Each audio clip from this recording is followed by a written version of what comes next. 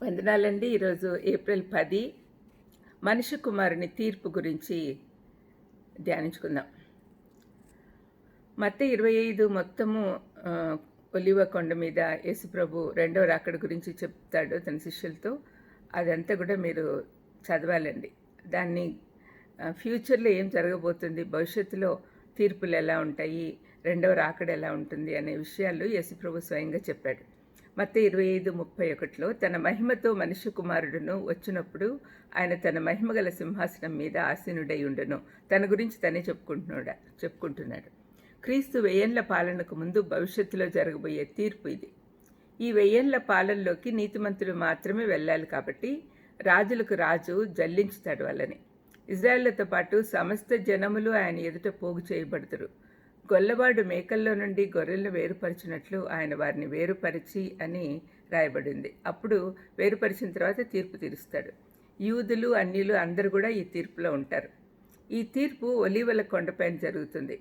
రెండవ రాకడలో ప్రభు ఒలీవల కొండపైన కాలు పెట్టగానే అది రెండుగా చీలిపోయి తూర్పు నుండి పడమటి వరకు ఒక పెద్ద లోయగా ఏర్పడుతుంది. దాన్ని యెహోషాపాతు లోయ అంటారు. ఇది జకర్యా 14:4లో ప్రవచింపబడి ఉంది. ఈ స్థలంలో యూదులు అన్యులు తీర్పు తీర్చబడతారు. ఇజ్రాయెల్ తీర్పు వారి నమ్మకత్వం పైన దేవునికి అవిధేయుల అగుటను బట్టి ఉంటుంది.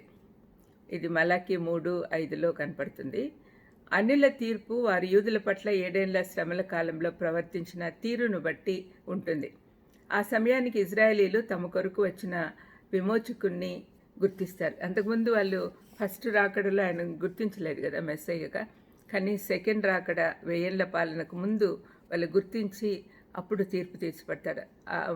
మిగిలిన శేషం అంతా కూడా యేసుప్రభు దూతలను పంపించి ప్రపంచం యావత్తు ఉండే వాళ్ళందరినీ కూడా వెతికి తీసుకొస్తారు. యూదుల తీర్పు ఎలా ఉంటుందంటే, విశ్వసించిన వారు తమ నిబంధన రాజ్యంలోకి, మిగిలిన వారు నరకంలోకి వెళ్తారు.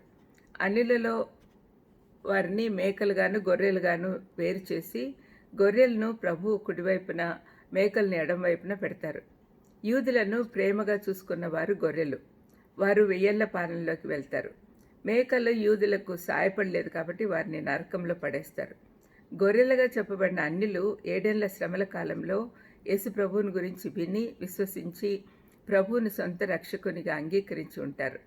లేఖనాల్లో దీని గురించి స్పష్టత లేదు, కానీ మనము అర్థం చేసుకునే దానికి ప్రయత్నం చేయాలి. ఎందుకంటే యేసు ప్రభువుని అంగీకరించి రక్షణ పొందకపోతే పరలోక ప్రవేశం ఉండదు. ఇక్కడ ప్రభు ఉపయోగించిన ఉపమానంలో మన అనుదిన జీవితంలో చేయగలిగిన దయతో కూడిన క్రియలను వివరిస్తూ ఉన్నాడు. ఇవి చేయడానికి మనం ధనము, సామర్థ్యము, తెలివి అవసరం లేదు. సామాన్యమైనవే అయిన ఇవన్నీ కూడా ఉచితంగా ఇవ్వాలి. చాలా అవసరతలో ఉన్న వారిని ఆదుకోవడానికి సాకులు వెతుకుతూ ఆ బాధ్యత సంఘం పైననో గవర్నమెంట్ పైననో వేయకూడదు. ఈ సత్క్రియలు ప్రతి ఒక్కరి వ్యక్తిగత బాధ్యత అని ప్రభు అంటూ ఉన్నాడు. మరి ఆయనకి ఇష్టమైన విధంగా జీవించాలని మనకు సహాయం చేయమని దేవుణ్ణి ప్రార్థించాలి. చిన్న ప్రార్థన చేసుకుందాం.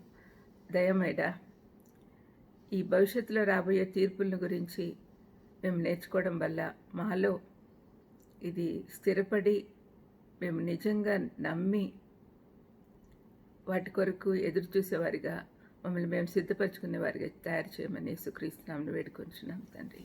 ఆమేన్. God bless you.